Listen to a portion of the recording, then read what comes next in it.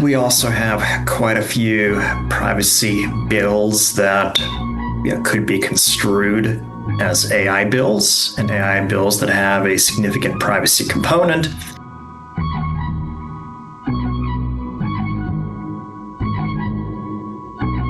It's possible to legislate, to regulate, I think, without a specific AI bill, with the exception possibly of safety.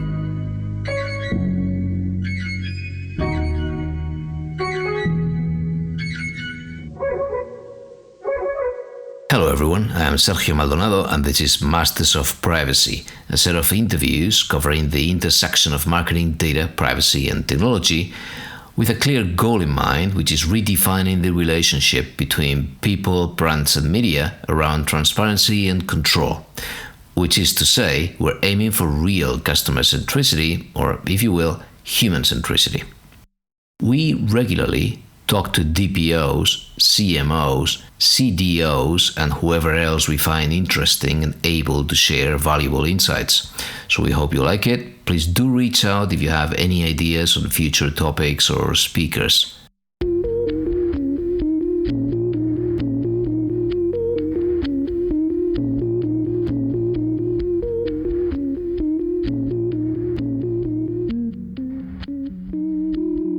Okay, as many in the EU have already discovered over the course of the past few months, we did not need to wait for the AI Act to become enforceable for AI models and systems to require a legal analysis and a compliance effort, or for claims to be filed by different parties with enforcement agencies, insofar as they rely on personal data for training or inference purposes. For example, the GDPR provides a solid enough framework, right? It applies. And then, yes, the AI Act will apply as well in many cases, but that is in the EU. What happens if we look at California, Colorado, or the US as a whole, right? Do we need to have an AI-specific framework, or should we already be doing planning, preparing paperwork from a privacy compliance point of view alone? And this is important because there may be a moratorium on state-level AI-specific laws, right? And of course, there is a potential for overlaps as well. So with so many questions on the table, we've asked John Pavolotsky, who is a partner at Stoel Rives in San Francisco. He is co-chair of the firm's AI, privacy and cybersecurity group and focuses his practice on data privacy, information security, and complex technology transactions. He's also been chair of the intellectual property section of the California Lawyers Association. John has taught technology transactions law at the UC Davis School of Law and comparative privacy law at the Santa Clara University School of Law. He's also been a guest lecturer on technology and privacy law topics at Berkeley's Haas School of Business, USF, and Stanford University. Let's go for it.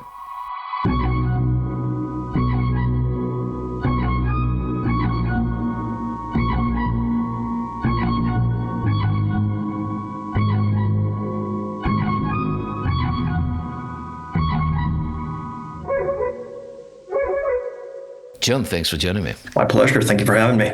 Where are we at the intersection of AI and privacy regulation in the US, please? It's definitely an interesting spot right now. And if you would have asked me about a year ago, I would say there are pure play privacy bills. And obviously some of the bills become laws. And there are pure play AI bills. And of course, some of them will become laws as well. We still have some of that. So you've got kind of separate, what I call swim lanes for that. But we also have quite a few privacy bills that could be construed as AI bills, and AI bills that have a significant privacy component. And so it is, or it has become quite difficult to disentangle the two. And frankly, as a practical matter and kind of from the perspective of a practitioner, I don't think you necessarily need to disentangle, in as much as, and this has become a bit of a recent trend where, back in the day, you would have a privacy attorney, and then cyber got added to the remit of that attorney. So then, that individual became a privacy and cyber attorney. And the next item on the menu has become effectively AI. And so it's okay that, these bills and yes, some laws, have components of both, and people will have to digest them, and we do, and make sense of them, and hopefully the results of these bills that become laws, will be, we'll have a nice implementation kind of glide path, and if they don't, the laws will be revised. So in California, you've got automated decisions in the latest version of CCPA plus CPRA. I know that automated decision making has been suffering a few changes, has been subject to some changes. Is that covering some of the AI use cases? Yes. So automated decision making, a lot of that would rely on AI technologies. And so you could ask, perhaps, or one might ask, is the CPPA regulating AI? In some respects, yes. There's other things that the CPPA regulates, just data brokers, which, unless they use AI technologies, would not, AI would not kind of fold into the remit of that. But there is that crossover, and touching briefly on the regulation package, probably you mentioned, that package has been revised, streamlined, from my perspective, thankfully. And so quite a few of the items that had to do with, the risk assessments and what needed to be published, that has been streamlined. I won't say simplified because it's not simple yet. And perhaps we'll never be simple, but we are seeing progress there. And I think we are maybe landing in terms of, assessments and such, to a spot that could be workable. So that's positive. Contrast with the Colorado AI Act. So I'll touch on that. And that, right now, that is probably, it's horizontal. It's fairly comprehensive, and it's probably the closest law that we have, comparable to the EU AI Act. There are kind of bits and pieces kind of scattered, kind of various legislation or bills for other states and some laws as well in California, but that's probably the closest. And that one quite quickly kind of made its way through the Colorado legislature last spring, I believe. It got signed, obviously, by the governor. And then as the ink was drying, individuals, probably took a closer look at it, including, the governor and the attorney general, and said, okay, hold on.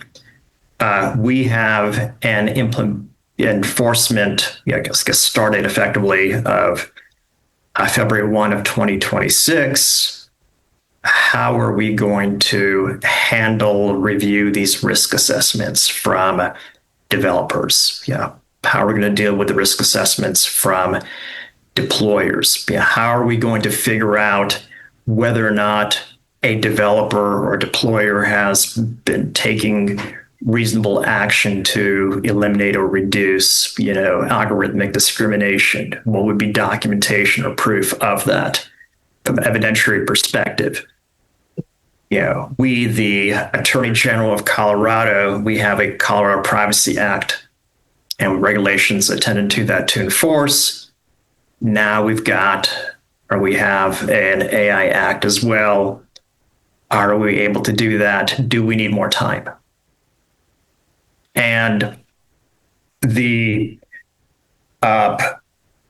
Attorney General of Colorado, and he published this about a month ago now, basically said we need more time.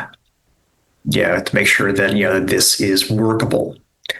And well, to be a little more precise, he said, I've been working with a task force. There was a bill that was proposed, SB 25318, which, among other things, provided that more time is needed for to make sure that the situation was ready for enforcement. So it's pushing it back by a year, but also language about taking reasonable actions with respect to eliminating or reducing algorithm discrimination. Again, kind of given it's a vague concept. As in the law, that was struck in the proposed draft. That bill died. So what that means is that the law is still going into effect next February, and we'll see kind of what will happen practically between now and then. But as it stands, based on the letter from the Attorney General, Colorado doesn't seem ready, or in a great position to enforce it yet. That's really good. Some people in Europe are now saying that we got carried away with the AI Act. There's even a proposal to halt all enforcement and just simply freeze it entirely. And also, there's plenty of really, well-respected voices in Brussels and beyond saying that if we wanted to protect fundamental rights, and if we were looking at the underlying goals in terms of the Charter in the EU and so on, we would have aimed for something that was really technology neutral, instead of aiming for AI as the new hype and whatever. Now it's so important, it's so overwhelming that it had such a social impact that we felt we needed to regulate it. But it could amount to regulating a specific horizontal technology that touches on many things. And if you were to be that skeptical and you were to break it down into pieces, I'm not saying that you are, I'm just throwing the hypothesis, right? Imagine what we could be facing in the EU, which is that we already have the tools to protect personal data and privacy. Because even if you use AI, it doesn't matter. You've got a framework that has principles which are technology neutral. You've got automated decision making also in the EU, within the GDPR. And then you've got the Charter. So the fundamental right to privacy and to data protection is separate. So I look at Colorado and look at California before going into federal law. And so there's elements which are about people being protected because it's their data. And then if you start looking at the transparency obligations that we have in the EU and you have in Colorado, telling people that they're dealing with an AI and what's there, that sort of nutrition label of sorts. Then telling people, again, working on these impact assessments, copyright issues, right? There's so many different things, just simply only unified by the fact that there's a common technology. So is it possible that we end up in a world where instead of propagating and people, imitating Colorado, it's just a fad that disappears and there's no more? Your comments raise a number of interesting questions. And so maybe I'll try and kind of respond and kind of give my thoughts. Let's take social scoring as an example. Okay. And there are prohibitions for that in the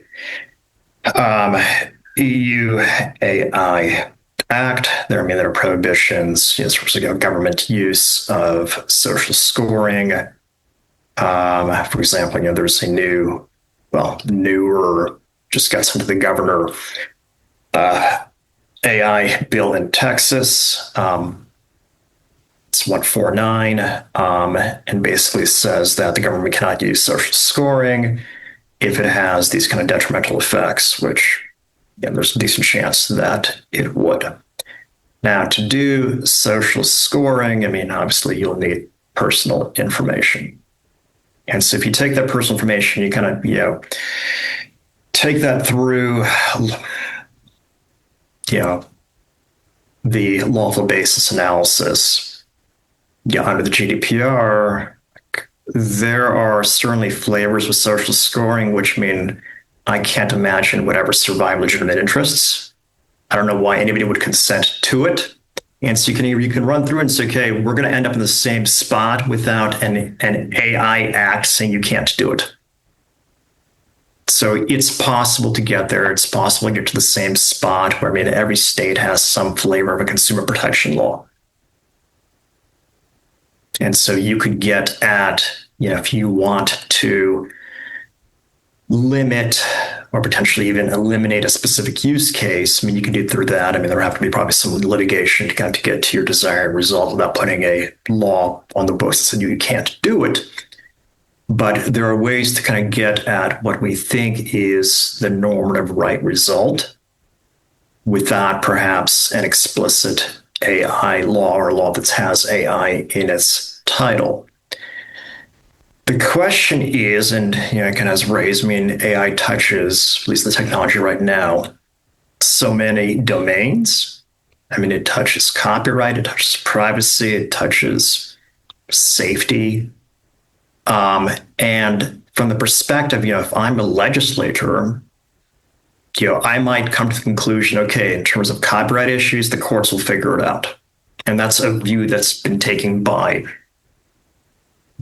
probably more than a few legislators and kind of in my conversations, with various folks kind of in that capacity. You might come to the conclusion that from a privacy perspective, if we have a comprehensive privacy law,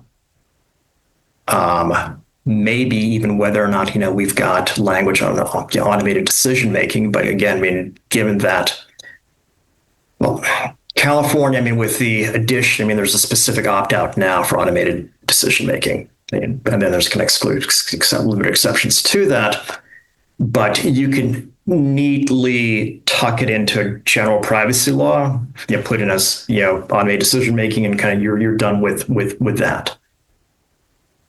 Safety is a little more problematic. And this is where kind of normally it's okay, I don't want this technology being used for A, B, C, D use cases by actors X, Y, and Z, or just generally.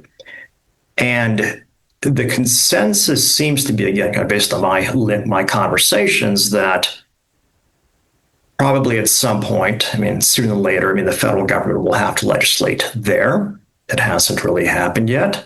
And so what's happened is that, I mean, the states are, we've got bills and some laws that, attack kind of various issues of the kind of potential problem in different ways. And, that's the lay of the land right now.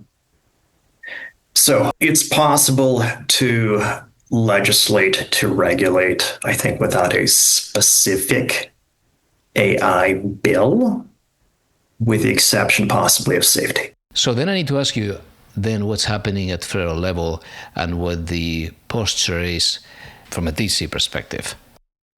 Several ways to kind of address the question. And I think part of it is kind of the perspective of the administration. And also, I mean, obviously, kind of who's speaking to the administration.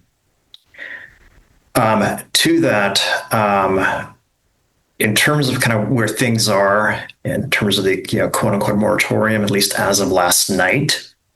Again, we're talking on June 6th. This would have been June 5th. This is changing very quickly. In the Senate package, and I printed it out this morning, there was language that basically said that there will be no moratorium as such, but if a given state would like $500 million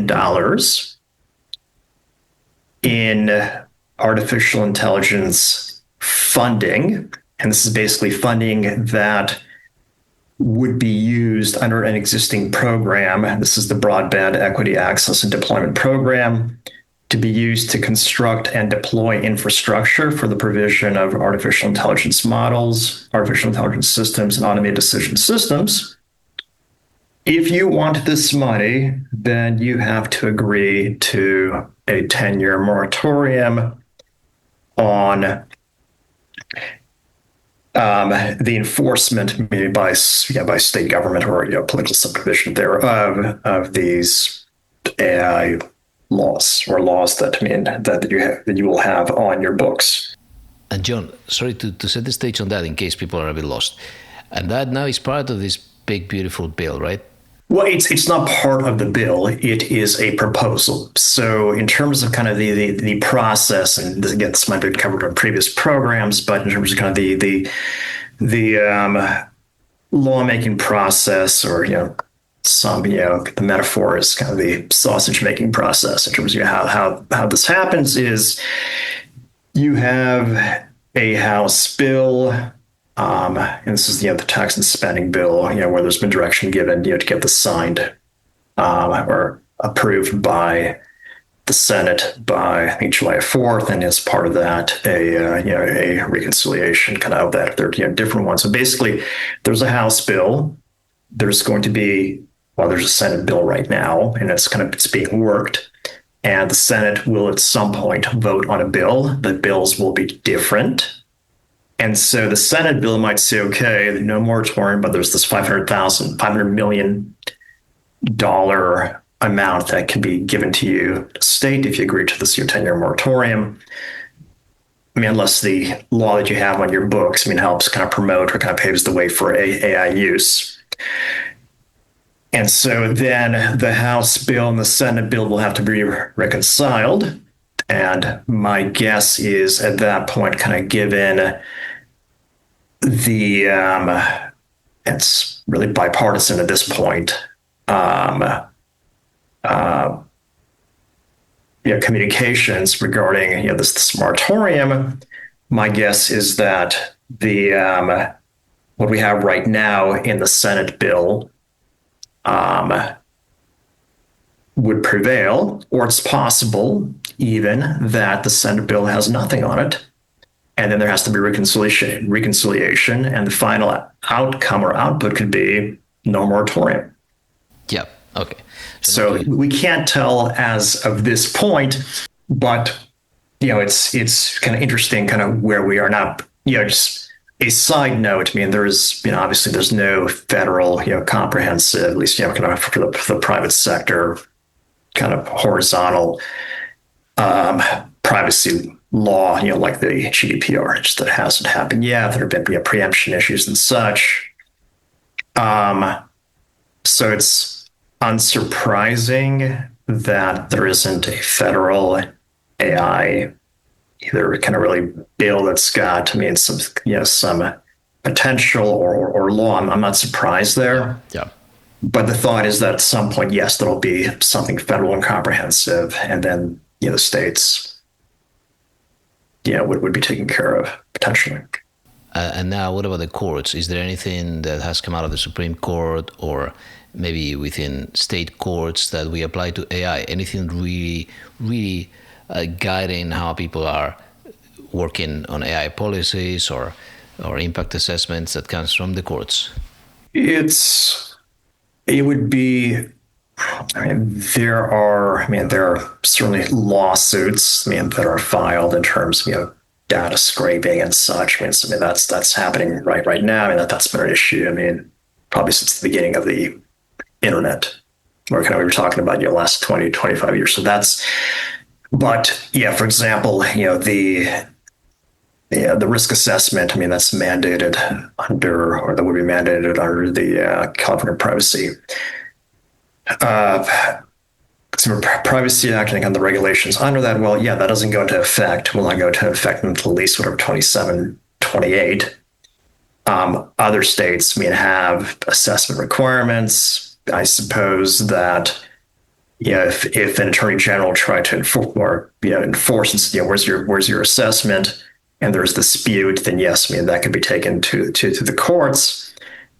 But given the relatively few kind of AI laws right now in the books, and kind of given how new they are, I mean, I'd be surprised to see significant kind of traction or activity in the courts, probably for some time. Where there could be activity is, as I said, I mean, under consumer protection laws as they apply to AI technologies.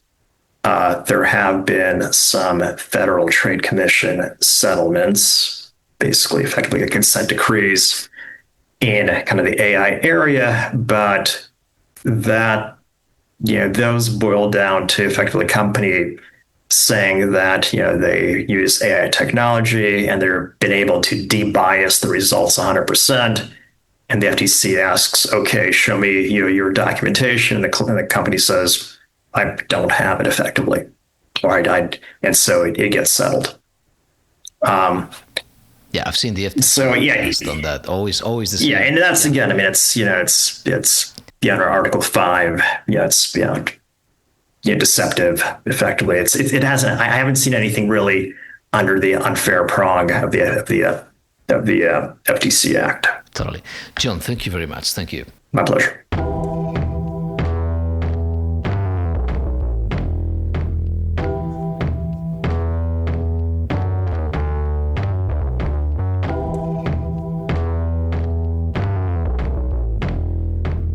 Okay, that's all for today. Follow us on Blue Sky, and in the Masters of Privacy Altogether profile, you will find the starter pack, which includes the feeds of all of our past guests.